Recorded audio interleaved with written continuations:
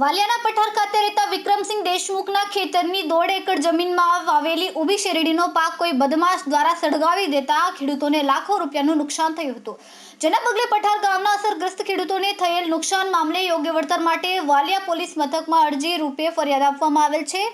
જો કે ખેડૂતોના કહેવા મુજબ તેઓ પોતે એક પ્રાઇવેટ મીડિયા કંપનીના માલિક અને ગામમાં મોટા પાયે ખેતી કરે છે, જેઓનું પોતાનું દૂરદર્શી ન્યૂઝ ચેનલ તેમજ વીકલી પેપર પ્રસિદ્ધ કરવામાં આવે છે, ત્યારે તેમાં તાલુકા સહિત દક્ષિણ ગુજરાતમાં સાચી અને સચોટ માહિતી પ્રસિદ્ધ થતાં કેટલાક બુટલેગરો અને અસામાજિક તત્વો દ્વારા અવારનવાર હેરાન કરવામાં આવે છે।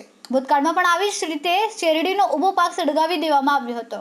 ત્યારબાદ કેટલાક બુટલેગરો ઘરે આવીને અભદ્ર ભાષાનો ઉપયોગ કરીને ગાળો બોલી હતી, ત્યારે વાલિયા પોલીસ સ્ટેશનમાં અરજી સ્વરૂપ ફરિયાદ કરવામાં આવી હતી અને તત્વો દ્વારા 1.5 એકરમાં રોપેલો શેરડીનો પાક સળગાવી દેતા વિક્રમસિંહ દેશમુખ દ્વારા અરજી સ્વરૂપ ફરિયાદ આપવામાં આવી હતી। ત્યારે ભારત દેશની ચોથી જાગીર ગણાતા પત્રકારોને આવી રીતે કેટલાક લુખ્ખા ગુંડા તત્વો અને બુટલેગરો દ્વારા દબાવવાનો પ્રયાસ કરવામાં આવે છે, પણ હવે ચલાવી લેવામાં આવશે નહીં। આવા તત્વોને જો ટૂંક સમયમાં પોલીસ ખુલ્લા પાડી કાયદેસરની કાર્યવાહી નહીં કરે તો નામદાર કોર્ટમાં સીધી ફરિયાદ આપવામાં આવશે।